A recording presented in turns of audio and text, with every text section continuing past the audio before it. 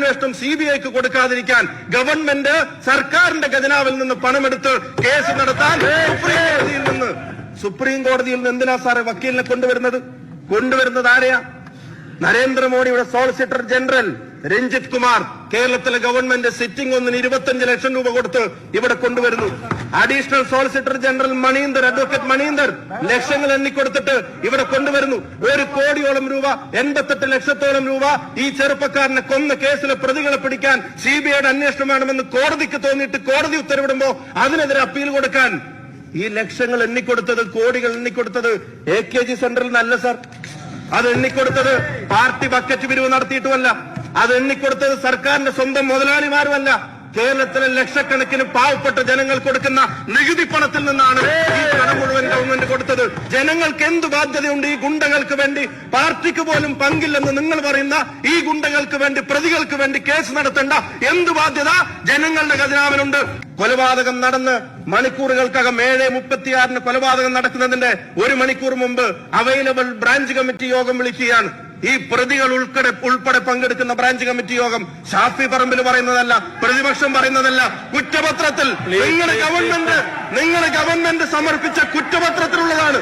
എന്റെ വ്യക്തിപരമായ വാക്കുകളല്ല സാർ, എന്റെ വ്യക്തിപരമായ വാക്കുകളല്ല. പോലീസ് സമർപ്പിച്ച കുറ്റപത്രത്തിലുള്ള വസ്തുതകൾ.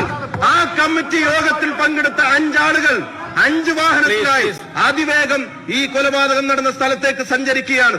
അതിന് സാക്ഷിമൊഴിയുണ്ട്. എന്റെ വാക്കുകളല്ല, പോലീസിന്റെ കുറ്റപത്രത്തിലുണ്ട്. നമസ്കാരം.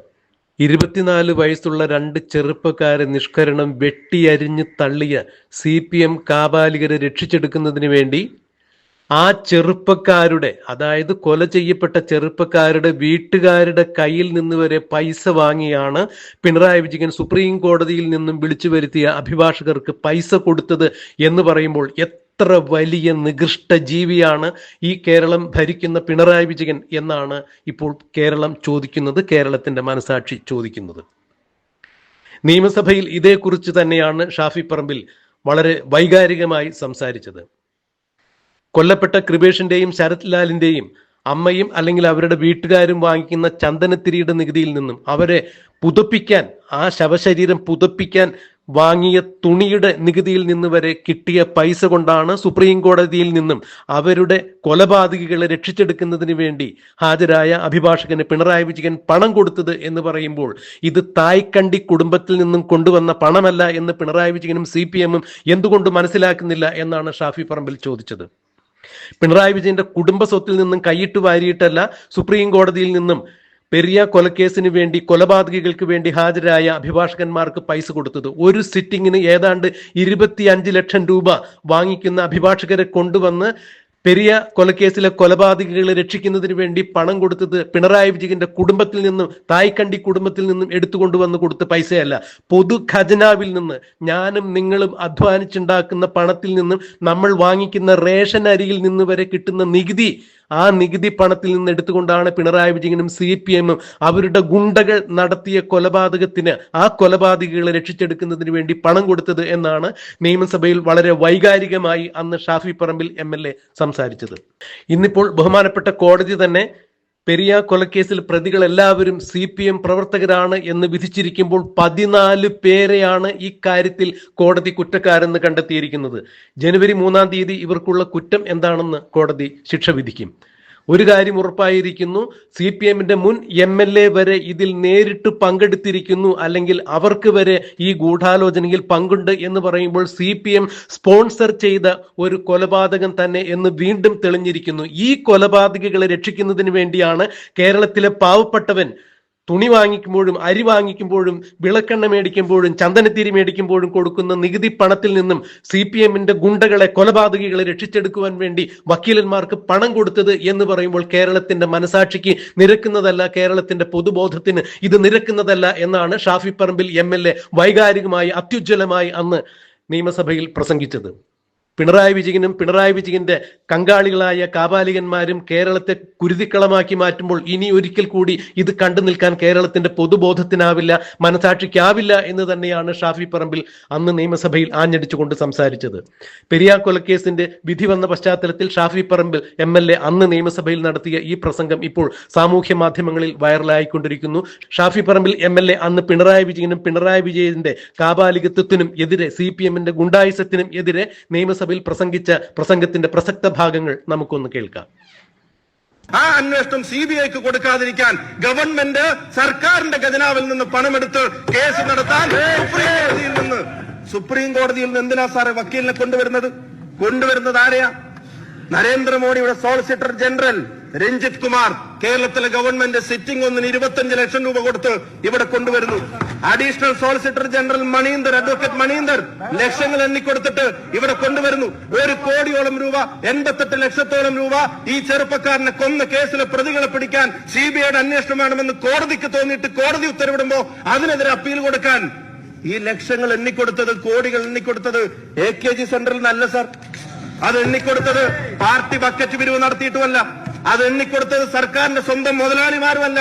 കേരളത്തിലെ ലക്ഷക്കണക്കിന് പാവപ്പെട്ട ജനങ്ങൾ കൊടുക്കുന്ന നികുതി പണത്തിൽ നിന്നാണ് ഈ പണം മുഴുവൻ ഗവൺമെന്റ് കൊടുത്തത്. ജനങ്ങൾക്ക് എന്ത് ബാധ്യതയുണ്ട് ഈ ഗുണ്ടകൾക്ക് വേണ്ടി? പാർട്ടിക്ക് പോലും പങ്കില്ലെന്ന് നിങ്ങൾ പറയുന്ന ഈ ഗുണ്ടകൾക്ക് വേണ്ടി, പ്രതികൾക്ക് വേണ്ടി കേസ് നടത്തേണ്ട എന്ത് ബാധ്യത ജനങ്ങളുടെ ഖജനാവിനുണ്ട്, നികുതി പണത്തിനുണ്ട്? ഗവൺമെന്റ് വ്യക്തമാക്കണം. ആരുടെ ഇൻട്രസ്റ്റ് ആണ് ഗവൺമെന്റ് പ്രൊട്ടക്ട് ചെയ്തത്? ആരുടെ ഇൻട്രസ്റ്റ് ആണ് ഗവൺമെന്റ് പ്രൊട്ടക്ട് ചെയ്തത്? സാർ, ഈ നികുതി പണം ആരുടെയൊക്കെ നികുതി പണമാണ്? കല്യോട്ടിലെ കൃഷ്ണൻ എന്ന് പറയുന്ന ഒരു മനുഷ്യന്റെ നികുതി പണം, അദ്ദേഹത്തിന്റെ ഭാര്യ ബാലാമണിയുടെ നികുതി പണം, സത്യനാരായണന്റെ നികുതി പണം, ലതയുടെ നികുതി പണം. അവരെങ്ങനെ ഗവൺമെന്റിലേക്ക് കൊടുത്ത നികുതി പണം? ചന്ദനത്തിരി വാങ്ങിയതിന്റെ 12%, എണ്ണ വാങ്ങിയതിന്റെ 12%, വേറൊരു എണ്ണ വാങ്ങിയതിന്റെ 5%, എള്ള് വാങ്ങിയതിന്റെ 5%. അവസാനം മകനെ പുതപ്പിച്ച തുണി വാങ്ങുമ്പോ അതിന്റെ നികുതി പണമായി കൊടുത്ത 5% ഉൾപ്പെടെയുള്ള പണം വന്നപ്പോ ആ പണം കൊണ്ട് തന്നെ അവരുടെ മക്കളെ കൊന്ന കേസിലെ പ്രതികളെ പിടിക്കാതിരിക്കാൻ ഗവൺമെന്റിന്റെ പണം കൊണ്ട് സുപ്രീം കോടതിയിൽ അപ്പീൽ പോകുന്നത് എന്ത് സംസ്കാരമാണ് സാർ? ആരെയാണ് ഈ ഗവൺമെന്റ് സംരക്ഷിക്കാൻ ശ്രമിക്കുന്നത്? ജനാധിപത്യത്തിന്റെ ഏറ്റവും മഹത്തരമായ ഏറ്റവും മഹത്തരമായ ഡെഫിനിഷൻ എന്ന് പറയുന്നത് the best ever definition for democracy. Sir Abraham ലിങ്കന്റെ of the people, for the people and by the people. Sir, the worst ever definition for democracy, of the criminals, for the criminals and by the criminals. ഈ government നിശ്ചയിച്ചതാണ്. ക്രിമിനലുകൾക്ക് വേണ്ടി മാത്രം വാളയാറിലെ കേസിൽ 2 പെൺകുട്ടികളെ, പാവപ്പെട്ട 2 പെൺകുട്ടികളെ, 9ഉം 13ഉം വയസ്സായ പെൺകുട്ടികളെ ക്രൂരമായ പ്രകൃതി വിരുദ്ധ പീഡനത്തിന് ഇരയാക്കിയിട്ട് ആ കേസ് അന്വേഷിക്കുമ്പോ അതിലെ പ്രതികൾക്ക് ശിക്ഷ മേടിച്ചു കൊടുക്കാൻ ഒരു സോളിസിറ്റർ ജനറലും ഇല്ല, ഒരു അഡ്വക്കറ്റുമില്ല, സുപ്രീം കോടതിയിൽ നിന്ന് ആരും വന്നില്ല. പ്രതികൾ ഇന്ന് നാട്ടിൽ പാട്ടും പാടി ഇപ്പോഴും നടക്കുക പാലക്കാട്. ഒരാൾ പോലും ഒരു തടവറക്കകത്ത് പോലും ഇല്ല. മധുവിന്റെ കേസിൽ പ്രോസിക്യൂട്ടർ വെക്കാൻ ഗവൺമെന്റിന് പണമില്ല, കോൺട്രാക്ടർമാർക്ക് കൊടുക്കാൻ ഗവൺമെന്റിന് പണമില്ല. 1103 കോടിയുടെ അധിക ബാധ്യത ഇത്തവണത്തെ ബജറ്റിൽ ജനങ്ങളുടെ മേലെ അടിച്ചേൽപ്പിച്ച ധനമന്ത്രി ഈ സഭയിൽ ഇരിക്കുന്നുണ്ട്. അങ്ങനെ സാമ്പത്തിക ബാധ്യത പറയുന്നു. നെല്ലിന് കർഷകർക്ക് എണ്ണിക്കൊടുക്കാൻ പെൻഡിംഗ് കൊണ്ട് പണം കൊടുക്കുന്നില്ല. ട്രഷറിയിൽ 50,000-ൽ കൂടുതൽ ഒരു തുക കൊടുക്കണമെങ്കിൽ ലോട്ടറി അടിക്കുന്നത് പോലെ കാത്തിരിക്കണം. അങ്ങനെ സാമ്പത്തിക ബാധ്യതയുള്ളപ്പോ എന്തിനാണ് ശരത് ലാലിന്റെ, കൃപേഷിന്റെ, ഷുഹൈബിന്റെ പ്രതികളെ സംരക്ഷിക്കാൻ, അവരെ കൊന്ന പ്രതികളെ സംരക്ഷിക്കാൻ ഈ ഖജനാവിൽ നിന്ന് ലക്ഷക്കണക്കിന് കോടിക്കണക്കിന് രൂപ എണ്ണിക്കൊടുക്കാൻ അങ്ങ് ധനമന്ത്രിയായിരിക്കുമ്പോ അങ്ങ് എന്തിനനുവദിക്കണം? എന്താ ഗവൺമെന്റിന്റെ ലയബിലിറ്റി? പാർട്ടിക്ക് പങ്കില്ല എന്നാ പറഞ്ഞത്. പക്ഷെ പ്രതികളിൽ പാർട്ടിയുടെ ലോക്കൽ കമ്മിറ്റി മെമ്പർ ഉണ്ട്, പ്രതികളിൽ പാർട്ടിയുടെ ലോക്കൽ കമ്മിറ്റി സെക്രട്ടറി ഉണ്ട്, പ്രതികളിൽ പാർട്ടിയുടെ ഏരിയ കമ്മിറ്റി സെക്രട്ടറി ഉണ്ട്. സാർ, കൊലയാളികളുടെ ആരാധനാലയമായി സർക്കാർ മാറരുത്. കൊലയാളികളുടെ ദൈവമായി കേരളത്തിന്റെ ആഭ്യന്തര വകുപ്പ് മന്ത്രി മാറരുത്. കൊലയാളികൾക്ക് ശിക്ഷ മേടിച്ചു കൊടുക്കണം. അതാണ് ഗവൺമെന്റിന്റെ നീതി. 2 ചെറുപ്പക്കാരെ കൊന്ന കേസിൽ നീതി നടപ്പിലാവുന്നതിന് ഗവൺമെന്റിന് എന്തിനാണ് സാർ ഇത്ര മടി? CBIയുടെ അന്വേഷണം ഗവൺമെന്റ് കോടതി സ്റ്റേ ചെയ്തിട്ടില്ല. കോടതി രേഖാമൂലം സ്റ്റേ ഉത്തരവ് കൊടുത്തിട്ടില്ല. CBIക്ക് അന്വേഷണവുമായി മുന്നോട്ട് പോവാം. എന്തുകൊണ്ടാണ് CBIക്ക് അന്വേഷണവുമായി മുമ്പോട്ട് പോകേണ്ടി വന്നത്? കൊലപാതകം നടന്ന് മണിക്കൂറുകൾക്കകം 7:36 കൊലപാതകം നടക്കുന്നതിന്റെ 1 മണിക്കൂർ മുമ്പ് അവൈലബിൾ ബ്രാഞ്ച് കമ്മിറ്റി യോഗം വിളിക്കുകയാണ്. ഈ പ്രതികൾ ഉൾപ്പെടെ പങ്കെടുക്കുന്ന ബ്രാഞ്ച് കമ്മിറ്റി യോഗം ഷാഫി പറമ്പിൽ പറയുന്നതല്ല, പ്രതിപക്ഷം പറയുന്നതല്ല. കുറ്റപത്രത്തിൽ നിങ്ങൾ ഗവൺമെന്റ് സമർപ്പിച്ച കുറ്റപത്രത്തിലുള്ളതാണ്. എന്റെ വ്യക്തിപരമായ വാക്കുകളല്ല സാർ, എന്റെ വ്യക്തിപരമായ വാക്കുകളല്ല. പോലീസ് സമർപ്പിച്ച കുറ്റപത്രത്തിലുള്ള വസ്തുതകൾ.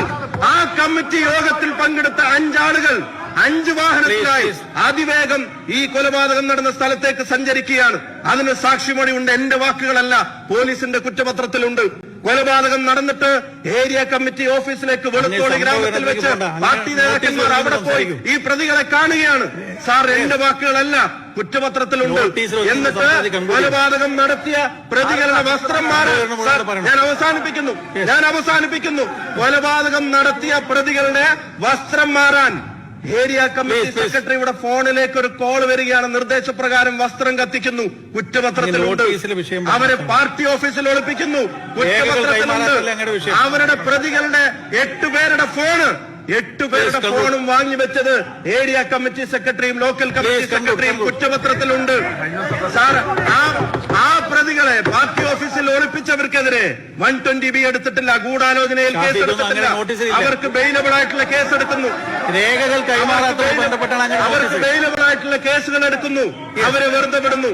ഇതിൽ പലരെയും രക്ഷപ്പെടുത്താൻ സാർ, ഒരു കാര്യം കൂടെ പറഞ്ഞ് ഞാൻ അവസാനിപ്പിക്കുകയാണ്. ഒരു കാര്യം കൂടെ പറഞ്ഞിട്ട് 8 പ്രതികളെ കൊടുത്തതിൽ 7 പ്രതികളെ ഈ ആയുധം പോലും കാണിച്ചിട്ടില്ല. പിടിച്ചെടുത്ത ആയുധം പോലും കാണിച്ചിട്ടില്ല. ഫോറൻസിക് സർജൻ പറഞ്ഞിരിക്കുകയാണ് ഈ ആയുധം കൊണ്ട് തന്നെ ആവണമെന്ന് നിർബന്ധമില്ല. കേസ് അതോടെ തീരുക. ആദ്യത്തെ കേസ് അന്വേഷിച്ച ഉദ്യോഗസ്ഥനെ രാത്രി 12 മണിക്ക് മാറ്റുകയാണ്. മാറ്റുന്നത് വാട്സപ്പിലെ മെസ്സേജ് വഴി. കോടതിയുടെ പരിഗണനയിൽ ഒരു കാര്യം, അദ്ദേഹത്തിന്റെ നോട്ടീസിൽ രേഖകൾ കൈമാറുന്നതുമായി ബന്ധപ്പെട്ടാണ് സംഭവങ്ങളെല്ലാം പറയേണ്ട കാര്യം തന്നെ. ഞാൻ അവസാനിപ്പിക്കാം. കോടതിയുടെ പരിഗണനയിലാണ്. പ്ലീസ് സാർ, ഇനി കോടതിയുടെ അവസാനിപ്പിക്കാം. അങ്ങ് നോട്ടീസ് സംസാരിക്കും. സാർ, ഞാൻ അവസാനിപ്പിക്കാം. ഒരു സെക്കൻഡ് സാർ, ഞാൻ അവസാനിപ്പിക്കാം. ബഹുമാനപ്പെട്ട മുഖ്യമന്ത്രിയുടെ ശ്രദ്ധയിലേക്ക് ഒരു കാര്യം കൂടെ.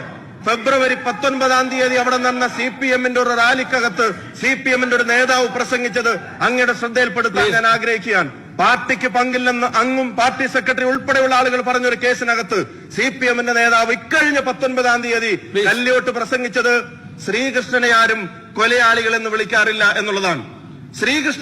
ഭഗവാൻ ശ്രീകൃഷ്ണനെ ആരും കൊലയാളി എന്ന് വിളിക്കാറില്ല. കാരണം ധർമ്മ സംസ്ഥാപനത്തിന് വേണ്ടിയാണ് കംസനെ കൊന്നത്. അതുപോലെയാണ് ഞങ്ങളും.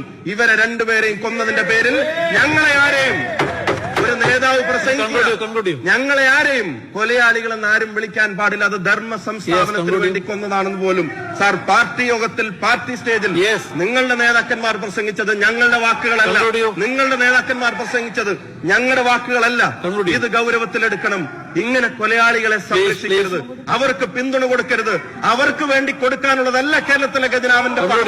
അതാരാണെങ്കിലും അവരെ നിയമത്തിന് മുന്നിൽ കൊണ്ടുവരിക എന്നുള്ളതാണ് ഒരു ഗവൺമെന്റിന്റെ ഉത്തരവാദിത്വം. അതുപോലെ തന്നെ ഒരു മുഖ്യമന്ത്രിയുടെ ഉത്തരവാദിത്വം. ആ CBI അന്വേഷണത്തെ തടസ്സപ്പെടുത്തരുത്. ആ കേസ് ഡയറി ഈ പറയുന്ന ക്രൈംബ്രാഞ്ച് CBIക്ക് കൈമാറാത്ത ആ സ്ഥിതിവിശേഷം കേരളത്തിലെ ചെറുപ്പക്കാരെ ഓർത്തെങ്കിലും അത് സഭ നിർത്തിവെച്ച് ചർച്ച ചെയ്യാൻ ഗവൺമെന്റ് തയ്യാറാവണം.